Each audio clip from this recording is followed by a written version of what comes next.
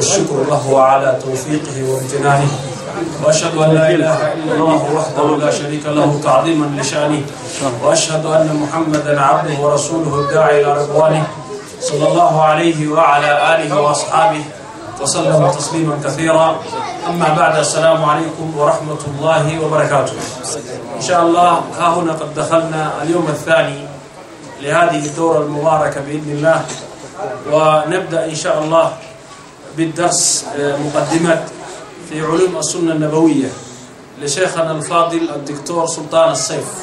نسأل الله سبحانه وتعالى أن يجعل ذلك الجهد في ميزان حسناتهم، وأن ينفع الله بهم يوم لا ينفع مال ولا بنون إلا من أتى الله بقلب سليم، وأن يجعلنا وإياكم ممن يستمعون القول فيتبعون أحسنه.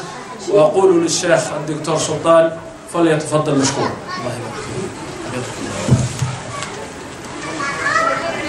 الحمد لله رب العالمين، صلى الله وسلم وبارك على نبينا محمد وعلى آله وصحبه أجمعين.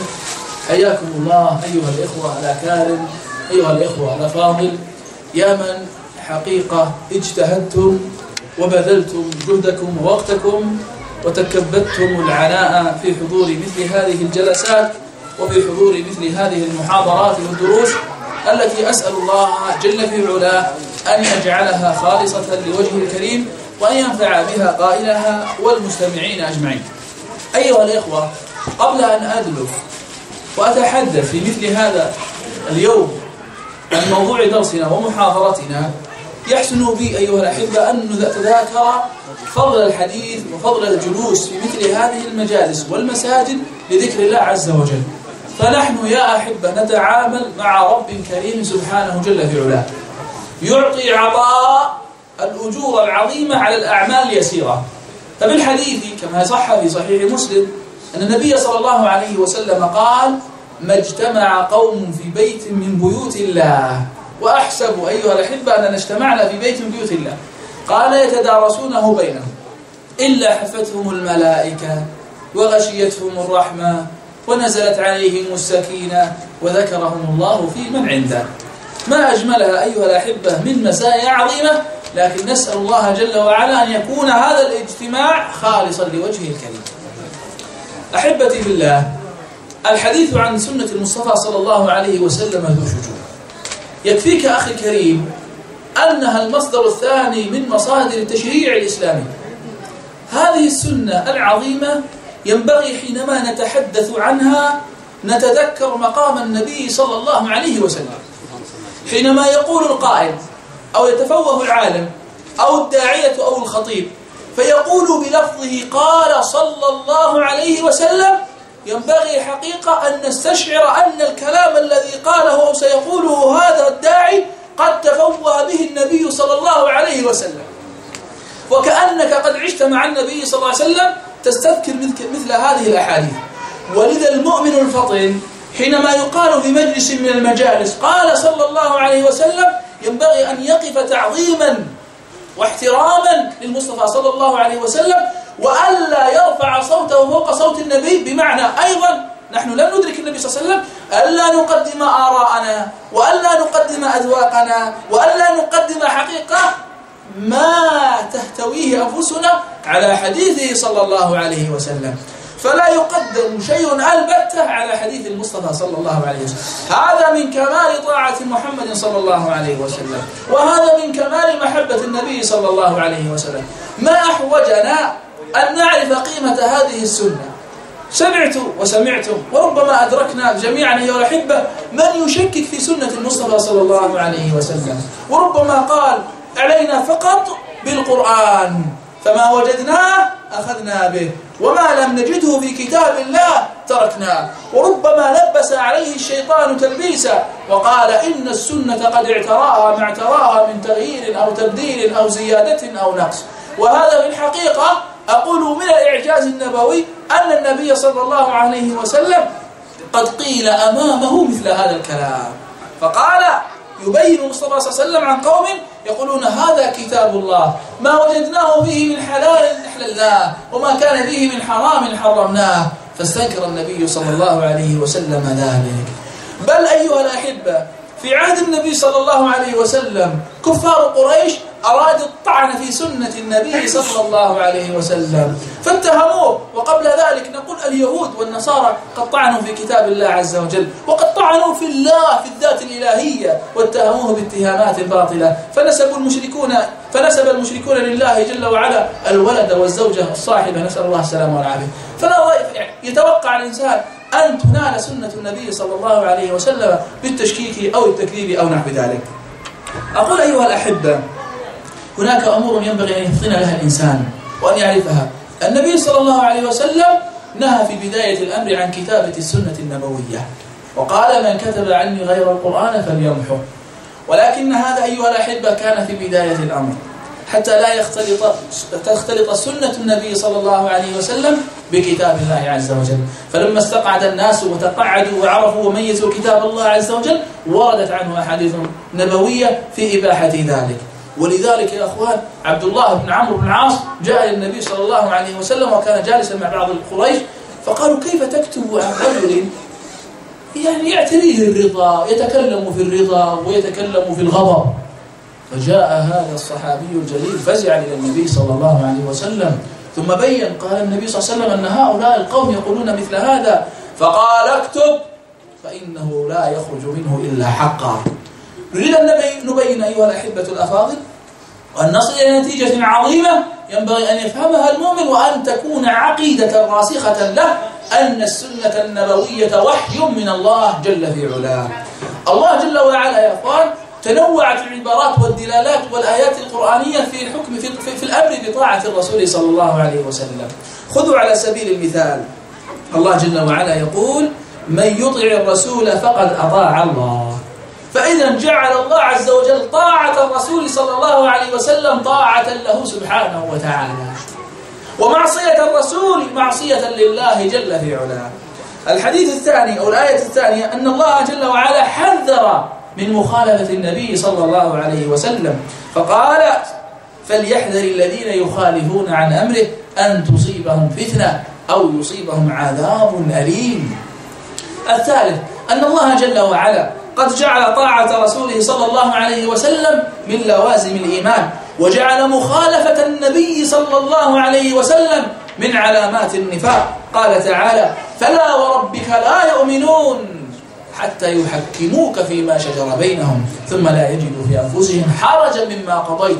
وهذه يا أخوان مراتب عظيمة، ربما يتحمس إنسان منا لقول فقهي أو مسألة فقهية أو ربما مذهب عقدي أو ملة أو نحلة، ثم يأتيه حديث عن المصطفى صلى الله عليه وسلم فيقف أمام هذا النص ويقدم ذلك القول. هذا خلل كبير، وهذه مشكلة عويصة عند بعض الناس الذين قدموا كلام غير رسول الله صلى الله عليه وسلم على كلام رسول الله صلى الله عليه وسلم. هذا حقيقة لم يعظم كلام النبي صلى الله عليه وسلم، هذا حقيقة لم يعظم النبي صلى الله عليه وسلم حق التعظيم، هذا حقيقة عنده نقص وعنده خلل في محبة النبي صلى الله عليه وسلم، عنده نقص وخلل في معنى شهادة أن محمد رسول الله.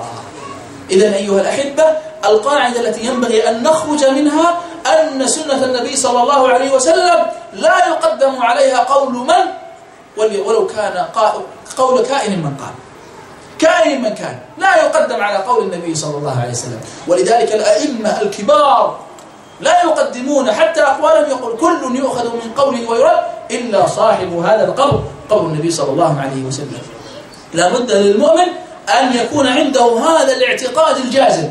ولذا من الخلل في بعض الناس حينما يأتي له مسألة فقهية ثم يعرض له بعض أقوال الفقهاء ثم تأتي وتقول قال النبي صلى الله عليه وسلم، فيقول ذلك ولكن هؤلاء الأئمة الكبار لا أعرف أين هم، لماذا أخذوا بهذا القول؟ نقول المفترض أنك تقف عند هذا ولا تقدم على قول النبي صلى الله عليه وسلم أحدا حتى تعرف الرد وتوجيه أهل العلم على ذلك، وإلا فالأصل أن تأخذ بالحديث النبي صلى الله عليه وسلم. ابن عباس يقول ويلكم أقول قال رسول الله صلى الله عليه وسلم وتقولون قال أبو بكر وقال عمر. إذن هناك تعظيم أنه لا يقدم أحد على قول النبي صلى الله عليه وسلم. ولذا يا أحبتي أريد أن نستشعر حينما يقول لك قائل ثبت عن النبي صلى الله عليه وسلم، أو يقول قال النبي صلى الله عليه وسلم، أو قال رسول الله صلى الله عليه وسلم، إذا لم يكن في قلبك تحرك وتلذذ بسماع سنة النبي صلى الله عليه وسلم وما سيقال لك عن هديه صلى الله عليه وسلم، ففتش عن قلبك. إذا كان حديثي وإياك حينما أقول قال العالم الفلاني مثل قولي قال النبي صلى الله عليه وسلم في الرتبة والاستماع والتشوق، فإن خللا في قلبك وخللا في نفسك. لا بد أن نعظم سنة النبي صلى الله عليه وسلم، ولا بد أن نستشعر مثل ذلك. من أيضا أن الله عز وجل أمر سبحانه وتعالى عباده بالاستجابة لله وللرسول، قال يا أيها الذين آمنوا استجيبوا لله وللرسول إذا دعاكم لما يحييكم. الخامس، الله جل وعلا أمرهم سبحانه برد ما تنازعوا فيه إلى النبي صلى الله عليه وسلم، فقال جل في علاه فإن تنازعتم في شيء فردوه إلى الله والرسول. فلو كان، ولذلك يا أخوان ينبغي أن نفهم أن السنة النبوية فيها من الأحكام ما ليس في القرآن، وأنه لو كان الاكتفاء بالقرآن لكان الأمر فيها بطاعة الله جل في علاه، ولكان الأمر بالله سبحانه وتعالى وحده. وإنما هذه الآيات التي ذكرتها قبل قليل كلها فيها نص صريح واضح عن طاعة الله وطاعة الرسول، ومن أطاع الله فقد أطاع الرسول. إذن أيها الأحبة، السنة ليس السنة وحالتها مع القرآن على مراتب، فإما أن تكون مؤكدة واعبدوا الله ولا تشركوا به شيئا، والنبي صلى الله عليه وسلم بعث معاذا إلى اليمن وأقره على التوحيد، فإما أن تكون تأكيدا، وإما أن تكون مبينة، وإما أن تكون مخصصة، وإما أن تكون مقيدة، وإما أن تحوي على أحكام جديدة. فالله جل وعلا على سبيل المثال قد ذكر المحرمات على الرجل في النكاح، وذكرها جمع من أهل العلم في كتاب الله عز وجل، وأحصاها بعضهم فبلغت 14. السنة أيضا احتوت على بعض النساء التي يحرم نكاحها، مثل أن يجمع بين المرأة وعمتها وبين المرأة وخالتها، ليست في كتاب الله عز وجل. كذلك أيضا المواريث في بعض الأنصبة لم تكن موجودة في كتاب الله عز وجل، وإنما بينها المصطفى صلى الله عليه وسلم. إذن لا غنى، بل أيها الأحبة لا نذهب بعيدا، صلاتنا التي نصليها الآن ونتعبد إلى الله جل وعلا في اليوم 5 مرات صلاة مفروضة، أين نجد ركعاتها وعددها؟ وأين نجد صفتها؟ وأين نجد أذكارها؟ إلا في سنة المصطفى صلى الله عليه وسلم. ولذا يقول الله جل وعلا وأنزلنا إليك الذكر لتبين للناس ما نزل إليهم، فهي مبينة ومجملة ومفصلة ومؤكدة. أيضا يقول الله جل وعلا وما أنزلنا عليك الكتاب إلا لتبين لهم الذي اختلفوا فيه وهدى ورحمة لقوم يؤمنون. والله جل في علاه يقول لتحكم بين الناس، من يكمل الآية؟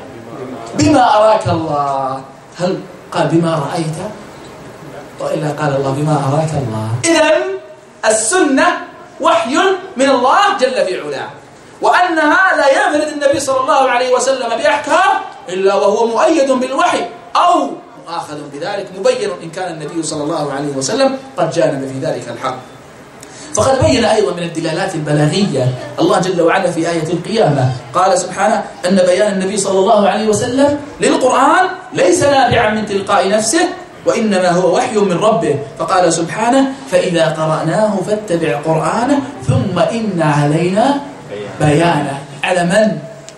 على الله جل وعلا، ما قال عليك بيانه. فإنما أن الله عز وجل نسب البيان له سبحانه بأن بيان القرآن إنما هو من النبي صلى الله عليه وسلم، تكليف من الله جل في علاه. فقد نسب الحق سبحانه البيان إلى نفسه بضمير العظمة الإلهية. وأيضا في الآية الدليلة التي نحفظها جميعا وما ينطق عن الهوى إن هو إلا وحي يوحى. ما أعظم أيها الأحبة أن نستذكر مثل هذه الآيات. والله جل وعلا يقول واذكروا نعمة الله عليكم وما أنزل عليكم من الكتاب والحكمة يعظكم به. وقوله سبحانه وتعالى وأنزل عليك الكتاب والحكمة وعلمك ما لم تكن تعلم وكان فضل الله عليك عظيما.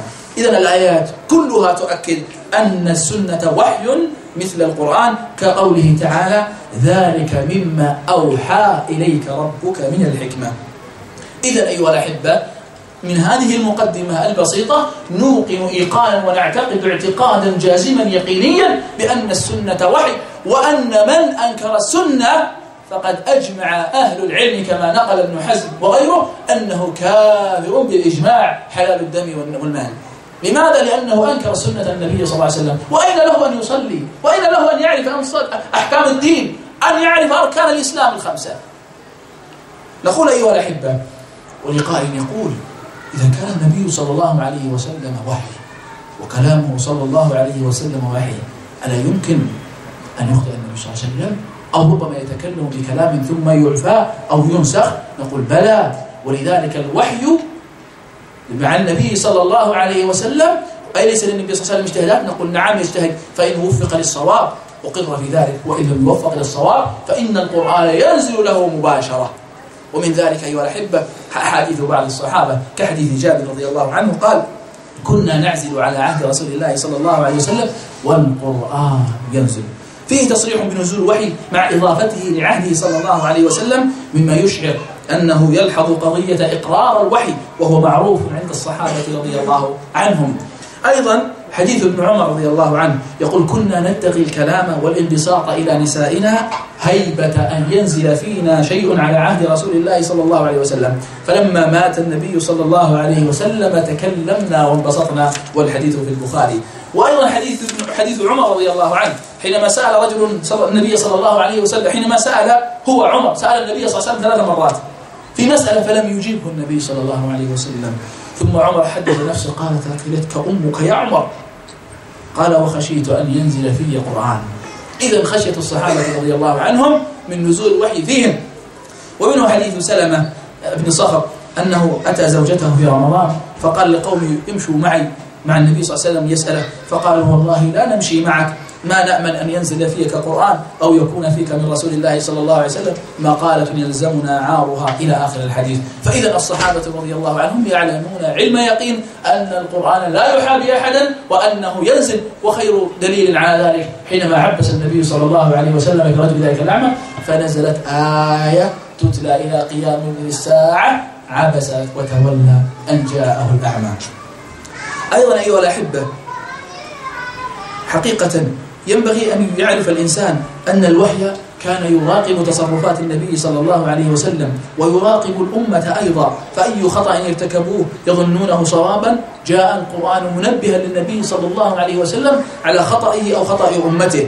وخير دليل على ذلك يمكن أن يستدل به أيضا قضية أيها الأحبة حديث زيد بن خالد الجهني قال صلى الله عليه وسلم: صلى بنا رسول الله صلى الله عليه وسلم صلاة الصبح بالحديبية في إثر سماء كانت بالليل، فلما انصرف أقبل على الناس، يعني أصابهم مطر، فقال: هل تدرون ماذا قال ربكم؟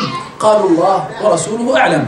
قال: أصبح من عبادي مؤمن بي وكافر، فأما من قال مطرنا بفضل الله ورحمته فذلك مؤمن بي، ومن قال مطرنا بنوء كذا وكذا فهو كذلك كافر بي مؤمن بالكوكب.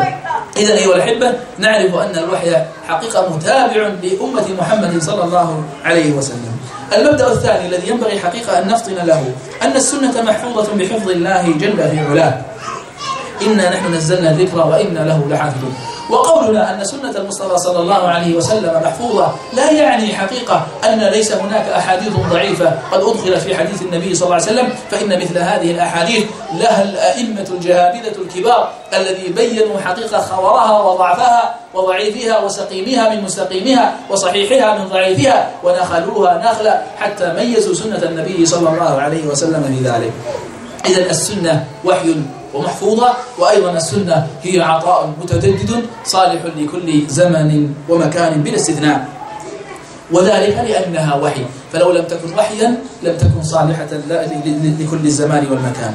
أيها الأحبة، إني لأجدها الفرصة أن أتحدث وإياكم عن أمر مهم، وعن أمر حقيقة تشتاق له النفوس، مما يؤكد ويجعل الإنسان يعيش إيمانا يقينيا بأن سنة المصطفى صلى الله عليه وسلم سنة صحيحة ثابتة حقيقة مليئة بالإعجاز.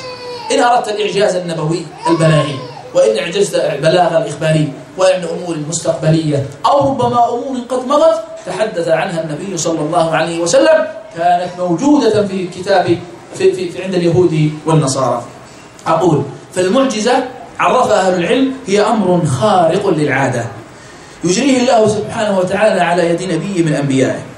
أقول لو تأملنا في إعجاز النبي صلى الله عليه وسلم أو أوجه أو أركان المعجزة، قالوا أن تكون لها أركان أو أوجه. الأول أن تكون يتحدث مثلا عن زمن قد يكون أوجهها أن تكون في زمن لا يمكن للشخص هذا أن عاش هذا الزمن، كان يتكلم عن زمن غابر. أضف إلى ذلك أن النبي صلى الله عليه وسلم أمي لا يقرأ ولا يكتب، فأن له أن يتحدث ويتكلم عن أمور مستقبلية أو أمور قد خلت.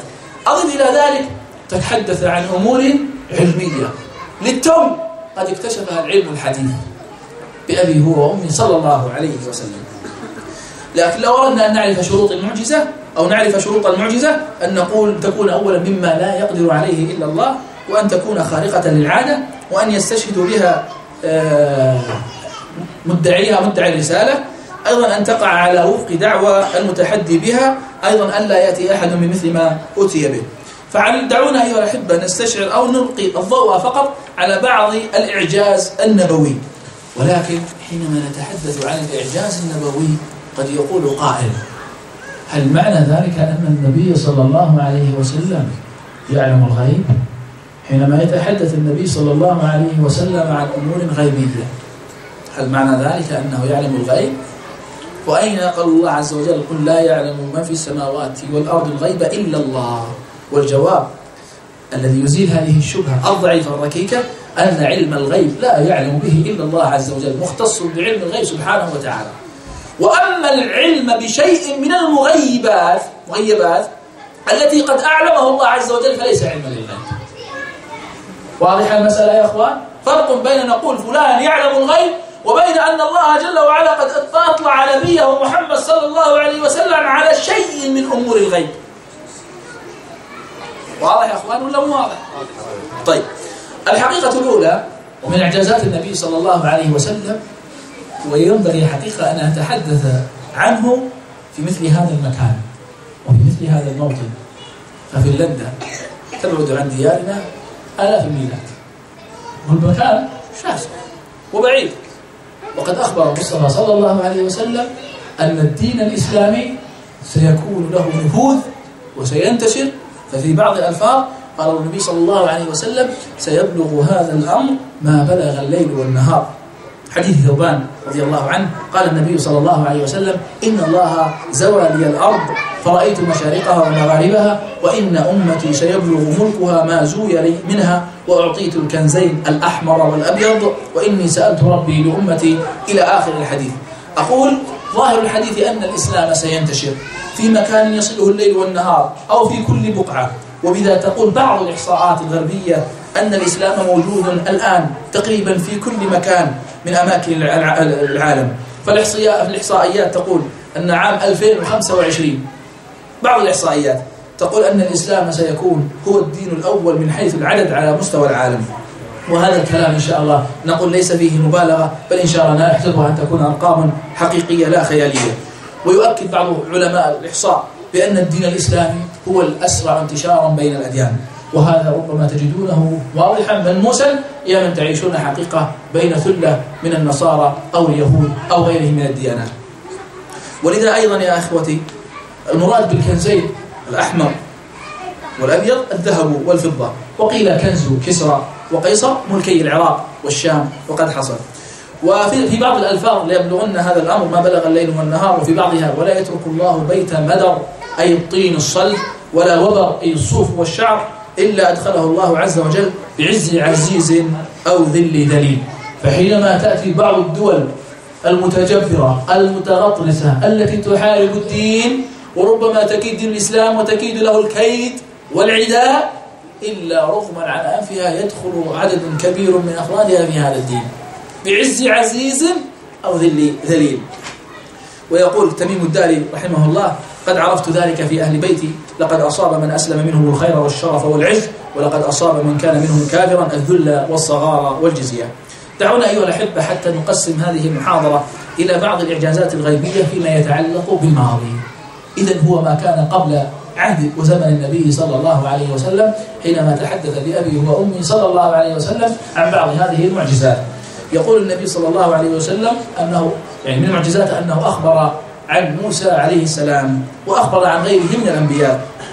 ففي البخاري من حديث أبي هريرة رضي الله عنه قال بينما أيوب، نأتي أولا في قصة أيوب، يقول ما بينما أيوب يغتسل عريانا خر عليه رجل جراد من ذهب، فجعل أيوب يحثي في ثوبه فنادى ربه يا أيوب، الله جل وعلا خاطب يا أيوب ألم أكن أغنيتك عما ترى؟ قال بلى يا ربي ولكن لا غنى لي عن بركتك. والحديث في البخاري. أيضا قصة اغتسال موسى عليه السلام عن أبي هريرة، أيضا أبي هريرة في البخاري، يقول عن النبي صلى الله عليه وسلم كانت بنو إسرائيل يغتسلون عراه ينظر بعضهم إلى بعض، وكان موسى يغتسل وحده، فقالوا والله ما يمنع موسى أن يغتسل معنا إلا أنه آدر، فذهب مرة يعني في جلده شيء، فذهب مرة يغتسل فوضع ثوبه على حجر، يقول ففر الحجر بثوبه فخرج موسى في إثره يقول ثوبي يا حجر ثوبي يا حجر، حتى نظرت بنو إسرائيل إلى موسى فقالوا والله ما بموسى من بأس، وأخذ ثوبه فطفق بالحجر ضربا، فقال أبو هريرة رضي الله عنه والله إنه لندب بالحجر 6 أو 7 ضربا بالحجر، يعني بقي على الحجر آثار ضربه عليه السلام بالحجر، ليطلع بني إسرائيل على جسمه وأنه لا كما يظنون، وهذا موجود في كتبهم. وهذا حقيقة من إعجاز النبي صلى الله عليه وسلم حينما يتكلم عن الأمم الغابرة. حديثي عن الأمم الغابرة أحاديث مليئة في سنة المصطفى صلى الله عليه وسلم، ولكن حسبي بهذين المثالين. أيضا أيها الأحبة من أعجب ما يتحدث به النبي صلى الله عليه وسلم من أوجه الإعجاز الذي يجعل الإنسان يزداد يقينا وإيمانا بصدق نبوته صلى الله عليه وسلم، ويجعل المرء يقينا راسخا في أن يكون أحد الدعاة الباذلين لنشر دين الله عز وجل، وأن يكون ممن يخدم سنة المصطفى صلى الله عليه وسلم. إخباره صلى الله عليه وسلم بمقتل القراء السبعين ببئر معونة كما رواه البخاري عن هشام بن عروة عن أبيه قال لما قتل الذين ببئر معونة وأسر عمرو بن أمية الضمري قال له عامر بن الطفيل من هذا؟ فأشار إلى قتيل، فقال له عمرو بن أمية هذا عامر بن فهيرة، فقال لقد رأيته بعدما قتل رفع إلى السماء حتى إني لأنظر إلى السماء بينه وبين الأرض، ثم وضع فأتى النبي صلى الله عليه وسلم خبر فنعاهم فقال إن أصحابكم قد أصيبوا وإنهم قد سألوا ربهم فقالوا ربنا أخبر عنا إخواننا بما رضينا عنك ورضيت عنا، فأخبرهم عنهم. وهذا الحديث أيها الأحبة كما ذكرت لكم أنه في البخاري. وأصيب يومئذ فيهم عروة بن أسماء فسمي عروة به وغيره من الصحابة. فإذا هؤلاء خرجوا للجهاد، خرجوا للقتال، فنعاهم النبي صلى الله عليه وسلم وهو في مكانه، بين أنهم قد أصيبوا وأنهم قتلوا. عضد إلى ذلك من الأخبار إخبار النبي صلى الله عليه وسلم وأصحابه بموت النجاشي، والحديث في البخاري من حديث أبي هريرة رضي الله عنه أن النبي صلى الله عليه وسلم نعى النجاشي في اليوم الذي مات فيه وخرج بهم إلى المصلى فصف بهم وكبر عليه 4 تكبيرات. أحيانا النبي صلى الله عليه وسلم يتحدث عن مجتمعه لا عن غيره، فحديث النبي صلى الله عليه وسلم وهذا من أعجب، وهذا الحديث استفاد منه أشياء عدة. القاسم بن محمد بن أبي بكر رضي الله عنه قال قاءت عائشة رضي الله عنها، وهذا يعني يتحمل يعني عدة أوجه، وأردنا أن نتحدث عن حياة الزوجية وعن معجزة من معجزات النبي صلى الله عليه وسلم. تقول عائشة ورأسه تشتكي رأسها رضي الله عنها، فقال رسول الله صلى الله عليه وسلم ذاك لو كان وأنا حي، يعني وجع رأسك وأنا حي، فأستغفر لك وأدعو لك. فقالت عائشة رضي الله عنها واثق لياه والله إني لأظنك تحب موتي، ولو كان ذاك لظللت آخر يومك معرسا ببعض أزواجك. فقال النبي صلى الله عليه وسلم بل أنا ورأساه لقد هممت أو أردت أن أرسل إلى أبي بكر وابنه وأعهد أن يقول القائلون أو يتمنى المتمنون ثم قلت يأبى الله ويدفع المؤمنون أو يدفع الله ويأبى المؤمنين. البخاري. هذا الحديث أخرجه البخاري. هذا الحديث يا أخوان من معجزاته صلى الله عليه وسلم. وكيف صار من معجزات النبي صلى الله عليه وسلم؟ عائشة رضي الله عنها جالسة مع النبي صلى الله عليه وسلم وتشتكي تقول ورأساه فيقول النبي صلى الله عليه وسلم: هذا لو كان يعني وجعك وأنا حي فأستغفر الله لك وأدعو لك. فهنا عائشة رضي الله عنها يعني ما رأت استجابة من النبي صلى الله عليه وسلم يعني تفاعل معها في حالتها المرضية، فقالت: إني لأظنك تحب موتي. وهنا يا أخوان رسالة نحن معاشر الأزواج أنه قد يصدر من بعض النساء مثل هذه العبارات، فلا يكون الإنسان تعامله تعامل عسكري ولا معاملة رياضية 1 زائد 1 يساوي 2، فلا بد أن يكون هناك أخذ. فبين لها النبي صلى الله عليه وسلم: أما ذاك لو كان يأتيك هذه وأنا حي. هذه يا أخوان دلالة على النبي صلى الله عليه وسلم أنه سيموت قبلها، وأن الوجع الذي بك ليس وجع الموت، لا كما الآن ورأسي أنا اللي هو وجع موتي. فإشارة إلى النبي صلى الله عليه وسلم أنه يموت قبل عائشة رضي الله عنها. أيضا من الأحاديث حديث عائشة رضي الله عنها قالت: أقبلت فاطمة تمشي كأن مشيتها مشي النبي صلى الله عليه وسلم، فقال النبي صلى الله عليه وسلم: مرحبا بابنتي، وفيه جواز قول المسلم مرحبا.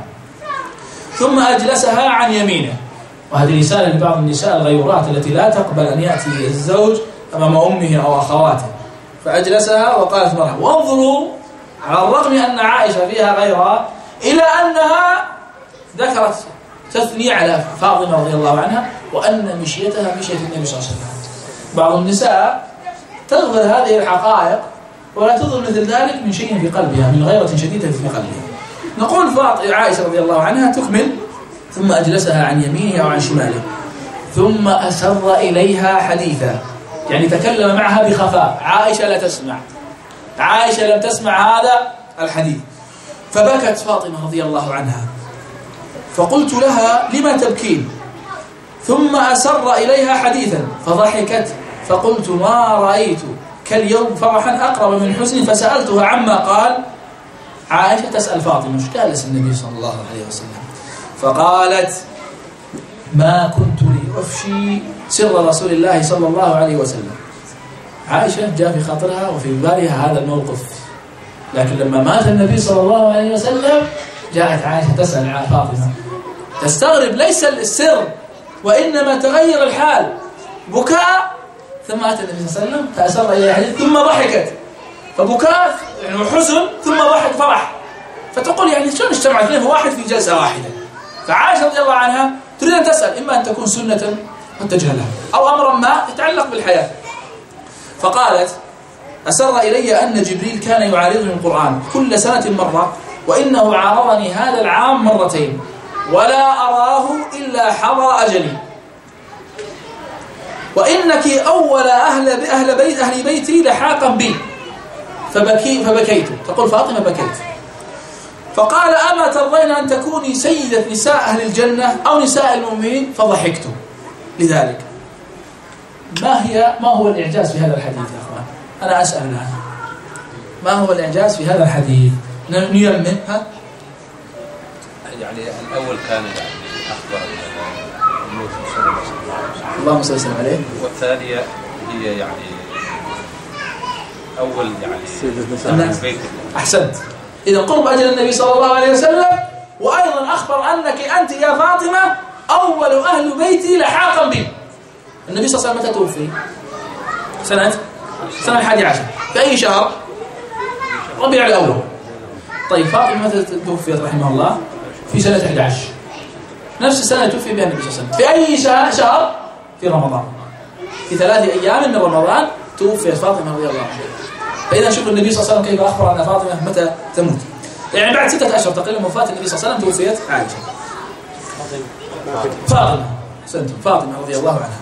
أيضا يا أخوان قصة النبي صلى الله عليه وسلم مع أويس القرني، وذكر النبي صلى الله عليه وسلم منقب مناقبه وكان في اليمن، ثم أنه يأتي وحاله أنه كان فيه برص فشوفي إلا موضع درهم، فأخذ عمر يسأل كلما جاء وفد من اليمن سأل: أفيكم أويس القرني؟ أفيكم أويس القرني؟ ثم ذكر النبي صلى الله عليه وسلم أن دعاءه مستجاب.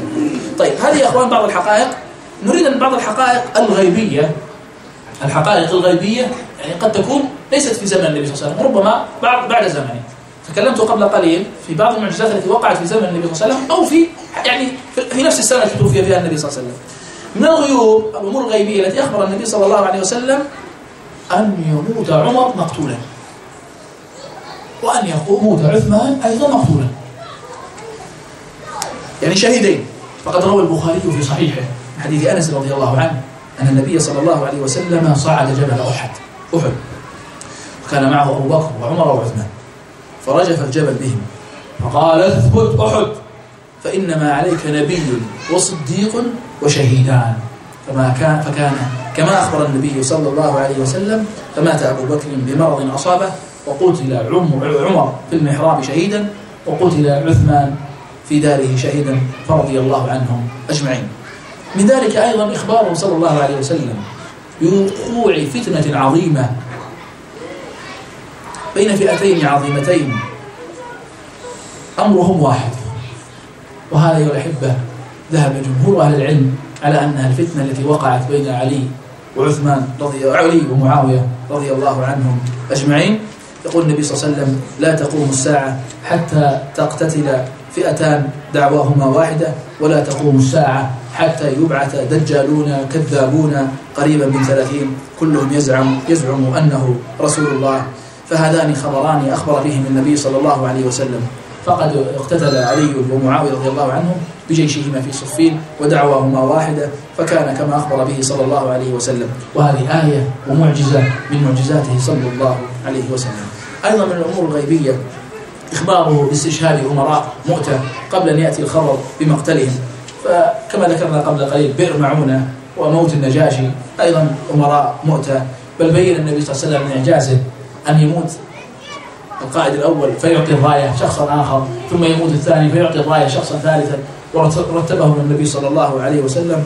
فقال أن النبي صلى الله عليه وسلم نعى زيدا وجعفر وابن رواحة للناس قبل أن يأتيهم خبرهم. فقال أخذ الراية زيد فأصيب، ثم أخذها جعفر فأصيب، ثم أخذها ابن رواحة فأصيب، وعيناه تذرفان حتى أخذ سيف من سيوف الله حتى فتح الله عليهم. أحيانا الإعجاز يا أخوان أيضا يتعلق بأمور مستقبلية. خذ على ذلك من حديث ما رواه الإمام مسلم من حديث ثوبان رضي الله عنه قال: كنت قائما عند رسول الله صلى الله عليه وسلم. وأحيانا هذا الوحي وهذا الإعجاز قد يكون علميا لا يعلم به النبي صلى الله عليه وسلم، لأنه في أمور اكتشافية، لكنه قد بينه الله جل في علاه. يقول: كنت قائما عند رسول الله صلى الله عليه وسلم فجاءه حبر من أحبار اليهود فقال: السلام عليك يا محمد. يقول ثوبان: فدفعته دفعة كاد يصرع منها. فقال: لم تدفعني؟ فقال: ألا تقول يا رسول الله محمد كذا؟ قال: أسميه باسمه الذي سماه به أهله. فقال رسول الله صلى الله عليه وسلم: إن اسمي محمد الذي سماني به أهلي. فقال يهودي: جئت أسألك. فقال له رسول الله صلى الله عليه وسلم: أينفعك شيء إن حدثتك؟ قال: أسمع بأذني. نحو اليهودي فيه السلام، قال: أسمع بأذني. فنكت رسول الله صلى الله عليه وسلم مع عود، فأخذ النبي صلى الله عليه وسلم ينكت بعود معه في الأرض، فقال: سل. فقال اليهودي: أين يكون الناس حين أو يوم تبدل الأرض غير الأرض والسماوات؟ فقال رسول الله صلى الله عليه وسلم: هم في الظلمة دون الجسر. قال اليهودي: فمن أول الناس إجازة يقطعون هذا الصراط؟ قال النبي صلى الله عليه وسلم: فقراء المهاجرين. فقال اليهودي: فما تحفتهم حين يدخلون الجنة؟ يعني ما طعامهم، مش تحيتهم، مش يقدم لهم؟ قال: زيادة كبت النون أي الحوت. قال: فما غذاؤهم على إثرها؟ قال: ينحر لهم ثوب الجنة الذي كان يأكل من أطرافها. قال: فما شرابهم عليه؟ قال: من عين فيها تسمى سلسبيلا. قال: صدقت. اليهودي يقول: صدقت. من أين له العلم؟ هو موجود في كتبهم. ثم قال: وجئت أسألك عن شيء، عندي سؤال، جئت أسألك عن شيء. قال: لا يعلمه أحد من أهل الأرض إلا نبي أو رجل أو رجلان. قال: ينفعك إن حدثتك؟ يعني ينفعك حين لو علمتك الجواب؟ فقال: أسمع بذني. قال: جئت أسألك عن الولد. قال: ماء الرجل أبيض وماء المرأة أصفر. يقول النبي صلى الله عليه وسلم: فإذا اجتمعا فعلى، أصبح من العلو، فعلى مني الرجل مني المرأة أذكر، يعني أصبح ذكرا، وإذا على مني المرأة مني الرجل آنث بإذن الله. قال اليهودي: لقد صدقت وإنك لنبي. ثم انصرف فذهب. هذا إخبار المصطفى صلى الله عليه وسلم. يقول النبي صلى الله عليه وسلم لقد سألني، شاهد من هذا كله، يقول لقد سألني هذا يعني اليهودي عن الذي سألني عنه وما لي علم بشيء منه حتى أتاني الله به. إذن هو يسأل والله جل وعلا يوحي إليه وأنا أجيبه. وتعرفون حالات الوحي مع النبي صلى الله عليه وسلم له حالات. من أمثلته صلى الله عليه وسلم في الأمور المستقبلية أن القيامة لا تقوم حتى يتطاول الناس في البنيان. لاحظوا يا أخوان حديث النبي صلى الله عليه وسلم يعني ليس هناك تطاول، إما أن تكون من وبر أو صوف أو ربما يكون من طين وحدهم بيت قصير. يقول التطاول في البنيان، فمن ذلك حديث النبي صلى الله عليه وسلم لا تقوم الساعة حتى يتطاول الناس في البنيان، وهذا يحتاج شرح. العمائر ترونها الآن وتبصرونها في كل مكان. من علامات الساعة يقول النبي صلى الله عليه وسلم لا تقوم الساعة حتى يقبض العلم وتكثر الزلازل ويتقارب الزمان وتظهر الفتن ويكثر الهرج وهو القتل، الهرج من القتل، حتى يكثر فيهم المال فيفيض. وأيضا النبي صلى الله عليه وسلم ذكرته لكم قبل قليل من الحديث أن يرفع العلم ويظهر الجهل ويشرب الخمر ويظهر الزنا ويقل الرجال ويكثر النساء حتى يكون لل50 امرأة قيم واحد. وهذه معجزات النبي صلى الله عليه وسلم.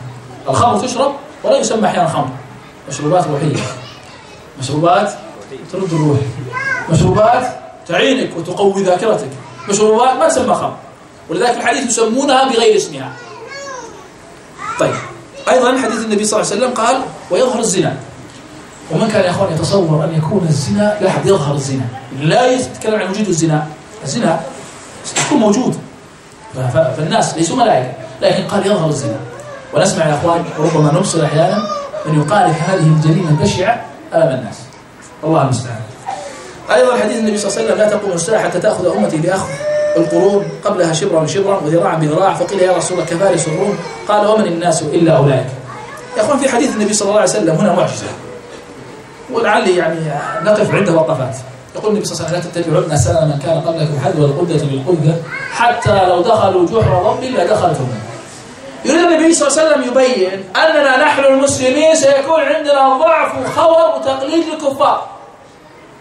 ليس التقليد في الحضارة وفي الصناعة وفي التقدم، لا، يكون تقليد في الثقافات، في لباس، فيما لا ينفع. يقول لا تتبعون سنن من كان قبلكم حذو القدة بالقدة. في الحديث الآخر يقول في نفس الحديث يقول حتى لو دخلوا جحر ضب لدخلتم. معلش نسأل سؤال، الضب معروف لديكم؟ الضب يا أخوان وهو يعني أقر النبي صلى الله عليه وسلم أكله، كنا مفترض نعرف بالسنة كل ما صدر عن النبي صلى الله عليه وسلم من قول أو فعل أو تقرير أو صفة خلقية أو خلقية. فالتقرير الذي لم ينهى عنه النبي صلى الله عليه وسلم وإنما تركه، إما تركه استحسانا له أو ربما كره. فالنبي صلى الله عليه وسلم ترك أكل الضب عند مع خالد بن الوليد وغيره، فقال إنه ليس في بلدي أو بلد أهلي، فالنفس ما تترك إليه. جحر الضب يا أخوان، الضب تقريبا هذا كبره في الوضع الطبيعي، جحره يا أخوان لا يتجاوز هذا بهذا الشكل. زين، دعوني نتقدم الحديث النبي صلى الله عليه وسلم يقول لو دخلوا جحر ضب لا دخلتموه. هل هذا يمكن أن يدخل جحر الضب أحد؟ السؤال البلاغي الإعجازي الذي يقوله لماذا النبي صلى الله عليه وسلم اختار الضب ولم يختار غيره؟ لماذا لم يختار جحر الثعلب؟ ثعلب يمكن الإنسان يدخل معه، أما الضب فلا يمكن يدخل رأس معي يا أخوان، ما يمكن، مستحيل. يعني حتى لو أردت أن أدخل رأسي معه لابد أن أحفره، فإذا حفرته ما عاد يسمى جحر ضب. فلماذا الإعجاز اختار النبي صلى الله عليه وسلم جحر الضب ولم يختار غيره؟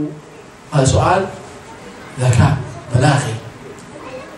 أنا حقيقة لم أقف على من ذكره وإنما اجتهاد مني. كأن النبي صلى الله عليه وسلم يريد أن يبين لنا أمته أنه سيأتي في نهاية الزمان أناس يفعلون أفاعيل لا يمكن أن تدخل الرأس ولا يمكن أن تصورها عقل، فيقلدونهم تقليدا أعمى. واضح يا إخوان؟ وبالفعل رأينا هذا في بعض ديارنا، تقليد أعمى، سواء كان في لباس أو كان في قصات شعر أو نحو ذلك. حقيقة لا يمكن أن يتصور الرأس. يعني لو تأتي إنسان عاقل وتقول له لحظة شوي وقف دقيقة أيوة، وتأخذ له صورة في جهازك، ثم بعد سنة تقول تعال أبقى أري هذا أبنائك من بعدك، يقول لا يا رجل خلاص لأنه هو بالفعل غير مقتنع بهذا التصرف. هو بقناعة نفسه لا أرجوك انتبه لا تعلن هذه الصورة أرجوك، لأنه هو في قناعة نفسه لا يمكن أن كيف سويتها؟ والله إن عقلي ذاك اليوم ليس بمعي. حقيقة يا أخوان. طيب أيضا من إعجازات النبي صلى الله عليه وسلم يقول تبلغ المدينة مساكن في المدينة إيهاب أو يهاب، وهذا اسم موضع. يقول قال زهير الحديث في مسلم، يقول زهير قلت لسهيل فكم ذلك من المدينة؟ قال كذا وكذا ميل، وقد تعدت هذه المساكن إيهاب وغيرها. يقول النبي صلى الله عليه وسلم والذي نفسي بيده لا يأتين على الناس زمان لا يدري القاتل في أي شيء قتل ولا يدري المقتول على أي شيء قتل، رواه مسلم. لعلي أختم أيها الأحبة أيضا من معجزة النبي صلى الله عليه وسلم أنه لا تقوم الساعة حتى يأتي طاعون أو يكون طاعون عمواس، وهذا وقع في سنة 17 أي بعد سنتين من فتح المقدس، ومات فيه 25,000 من المسلمين منهم أبو عبيدة عن الجراح ومعاذ بن جبل. أيضا من علامات الساعة كثرة الزنا والخنا ولبس الرجال الحرير واستحلال الأغاني والمعازف. قال صلى الله عليه وسلم لا يكونون من أمتي أقوام يستحلون الحرى والحرير والخمر والمعازف. وكان نسمع أيها الأحبة من يفتي بجواز المعازف. حديث النبي صلى الله عليه وسلم يستحلون الحرى والحرير والخمر والمعازف، ويستحلون الزنا يا أخوان بمسميات أخرى، بمسميات أخرى هي زنا مقنن لكنهم يغيرونه. أقول أيضا يا أخوان من علامات الساعة أن علي أختم به حديث أبي هريرة يقول من علامات الساعة أن لا تقوم القيامة والساعة حتى تحاصر العراق ويمنع منهم الطعام. وهذا يا أخوان تعرفونه يعني حوصرت العراق، وربما أدركتم المحاصرة الأخيرة قبل بضع سنوات في مسمع العراق. حديث النبي صلى الله عليه وسلم يقول منعت العراق درهمها وقفيزها ومنعت الشام مديها ودينارها ومنعت مصر إردبها ودينارها وعدتم من حيث بدأتم وعدتم من حيث بدأتم وعدتم من حيث بدأتم. قال النووي رحمه الله في معناه قولان مشهوران، أي أحدهما لإسلامهم فتسقط عنهم الجزية وهذا قد وجد، والثاني قال وهو الأشهر أن العجم والروم يستولون على البلاد في آخر الزمان فيمنعون حصول ذلك للمسلمين. وفي الحديث الصحيح حديث أيضا جابر في مسلم يوشك أهل العراق ألا يجيء إليهم قفيز ولا درهم.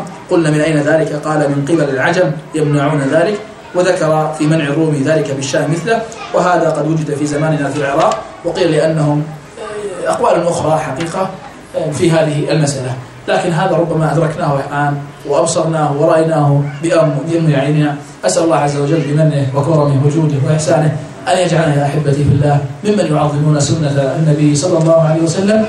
وأيضا يا أخوان أن يكون حالنا إذا استمعنا لحديث النبي صلى الله عليه وسلم لا أن يكون حالنا كالاستماع لغيره من أقوال الفقهاء أو غيره من الرجال البتة، فلا بد أن يكون تعظيمنا في قلوبنا لاسم المصطفى صلى الله عليه وسلم خير تعظيم. هذا وبالله التوفيق، وصلى الله وسلم وبارك على محمد وعلى آله وصحبه أجمعين. ولا حقيقة يفوتني أن أشكركم جميعا على حضوركم وإنصاتكم واستماعكم حقيقة، وأشكر الإخوة القائمين على رأسهم الشيخ عبد الرزاق جزاه الله عز وجل عنا خير الجزاء، وأسأل الله عز وجل أن يجعل أعمالنا وأقوالنا خالصة لوجهه الكريم. وصلى الله وسلم وبارك على محمد وعلى آله وصحبه أجمعين. جزا الله خير الجزاء شيخنا الفاضل شيخ الدكتور سلطان السيف لهذه الكلمة الطيبة، وإن شاء الله